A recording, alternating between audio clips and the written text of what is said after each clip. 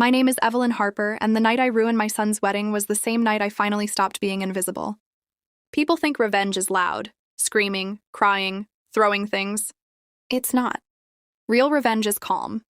It's sitting in the front row of a ballroom wearing pearl earrings while your entire life burns quietly behind your eyes. The wedding venue looked like something out of a magazine. Crystal chandeliers, white roses hanging from gold arches, champagne towers taller than some children, everyone smiling like happiness could be rented by the hour. And there I sat in the front row beside strangers pretending to be family, holding an ivory envelope in my lap so tightly the edges cut into my fingers. Inside were documents worth nearly $6 million, and enough proof to destroy a woman's entire life. My son, Nathan, stood at the altar looking proud and nervous in his tailored tuxedo. He looked so much like his father it hurt to breathe sometimes. Same jawline, same posture, same habit of adjusting his cufflinks when anxious. The only difference was that Nathan still believed people loved honestly. His father hadn't. 3 months earlier, my husband Richard died from a heart attack during a business trip in Chicago.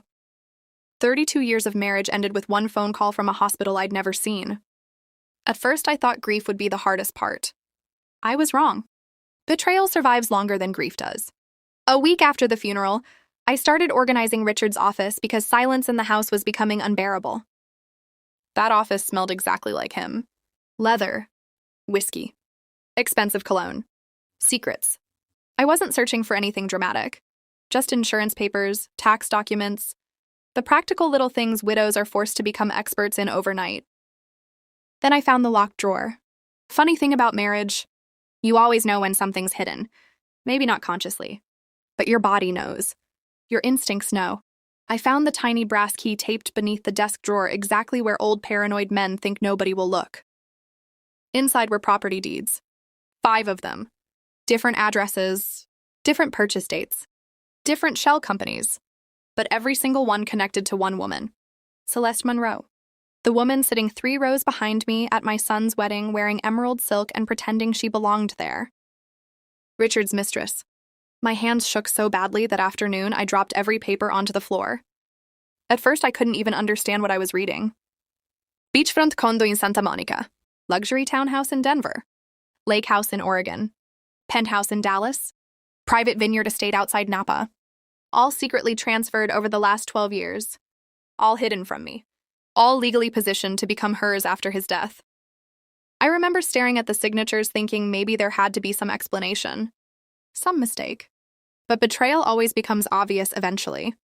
You start remembering things differently. Late business trips, unexplained withdrawals, the sudden obsession with privacy, the phone turned face down during dinner, the distant expression in his eyes every time I spoke too long. 32 years. And somehow another woman had been living inside my marriage the entire time. I didn't scream. That's the part people never understand. I became very quiet. Because rage sharpens some women instead of breaking them. The next morning, I hired an attorney named Daniel Mercer. Gray hair, expensive suits, the kind of man who speaks softly because he never needs to repeat himself. He reviewed everything for almost 2 hours before finally removing his glasses and saying something that changed my life. Your husband made several mistakes. Turns out Richard had been arrogant. Careless. A few signatures didn't match timelines. Certain property transfers violated existing marital asset agreements. One deed had been notarized while Richard was documented overseas. Another used a shell corporation connected to funds legally tied to my inheritance. Celeste thought she was protected. But wealthy men get lazy when they think their wives are harmless. For 11 weeks, Daniel and I worked quietly. No drama. No confrontation. Just paperwork. Court filings. Financial audits. Legal pressure. Piece by piece, every property returned to my name. By the time Celeste realized what was happening, it was already done. And I knew exactly where I wanted her to learn the truth. Nathan's wedding. Not because I wanted to hurt my son. Because I was tired of women like Celeste surviving through silence. So when the officiant asked if anyone objected, I stood up. The ballroom froze. Even the violinist stopped playing. Nathan looked confused. Mom? My voice stayed calm. I have something to say. Every face turned toward me. I walked slowly to the head table and opened the envelope. Paper after paper spread across white linen tablecloths. Celeste recognized them instantly. I watched the blood leave her face.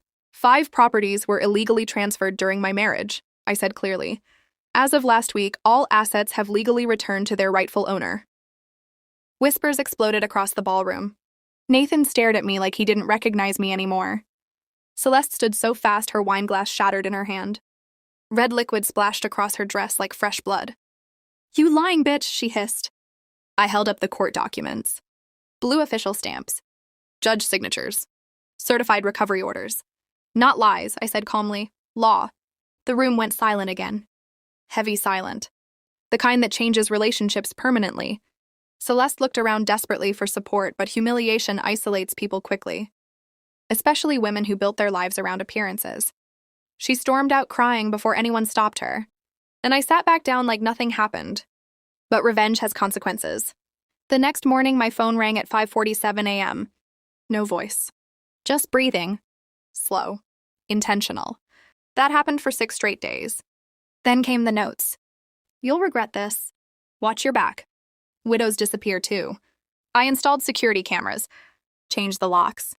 Started sleeping with kitchen scissors beside the bed like a frightened teenager. It's strange how quickly confidence collapses once fear enters your home. The worst part wasn't the threats. It was Nathan. He stopped calling. Stopped texting. My own son looked at me during the wedding like I'd become the villain in his love story. 2 weeks later, he finally visited. He stood inside my kitchen with his arms crossed exactly like Richard used to. "Did you have to do it there?" he asked quietly. I stared at him. "She stole from our family." Nathan rubbed his forehead. "She says Dad loved her." The words physically hurt. Not emotionally. Physically, like something pressing against my ribs from the inside. "And what do you think?" I whispered. He hesitated too long. That was my answer. Grief changes when your child stops recognizing your pain. After he left, I cried harder than I had at Richard's funeral. Because betrayal from strangers hurts differently than betrayal from blood. Weeks passed. Then the legal attacks started. Celeste filed lawsuits claiming fraud, emotional distress, harassment. According to her attorneys, I was an unstable widow motivated by jealousy. And people believed it. That's the terrifying part. People always prefer attractive lies over uncomfortable truth. At grocery stores, strangers stared. Church friends stopped calling. Women whispered about me near produce aisles like I'd committed some terrible social crime by refusing humiliation quietly. One afternoon, I found my backyard gate broken open. Nothing stolen. Just one heel print pressed deep into the mud beside my rose bushes. Deliberate. Threatening. I started checking windows obsessively. Started jumping at every unfamiliar sound. Started becoming someone I barely recognized. Then came the photographs. An envelope slid beneath my front door. Inside were pictures of Nathan having dinner with Celeste. Laughing together. Drinking wine together. My son sitting beside the woman who helped destroy my marriage. I collapsed into the kitchen chair, holding those photos so tightly they bent in my hands. That was the moment something inside me hardened permanently. Because suddenly this wasn't about property anymore. It was about replacement. Celeste wasn't satisfied stealing my husband. Now she wanted my son too. And the horrifying part? She was succeeding. 3 days later, Daniel called. We found something important. Turns out Celeste had forged additional financial documents years earlier using one of Richard's business accounts. Real fraud. Criminal fraud. Not emotional accusations. Not gossip. Federal-level financial crimes. Daniel asked carefully, "Do you want to proceed publicly?" I looked around my empty house. At wedding photos still hanging on the wall. At 32 years reduced to court filings and humiliation. Then I answered honestly. Yes. The investigation exploded. Financial records surfaced. Hidden accounts uncovered. Luxury purchases traced through fraudulent companies. News stations picked it up within days. Suddenly, Celeste wasn't an elegant victim anymore. She was a criminal investigation wrapped in designer clothing. And Nathan? He finally came home. Not angry. Not defensive. Broken. "I didn't know," he whispered, standing in my doorway. That sentence almost destroyed me because part of motherhood is realizing your children eventually become old enough to witness your suffering. He sat beside me at the kitchen table for hours. No arguing. No accusations. Just silence and truth. Finally, he asked the question I'd secretly needed him to ask for months. "Why didn't you tell me sooner?" I smiled sadly. Because I spent 30 years protecting your image of your father. Nathan cried then, quietly, like little boys do when they're trying not to. And for the first time since the wedding, I held my son again. Months later, the lawsuits disappeared.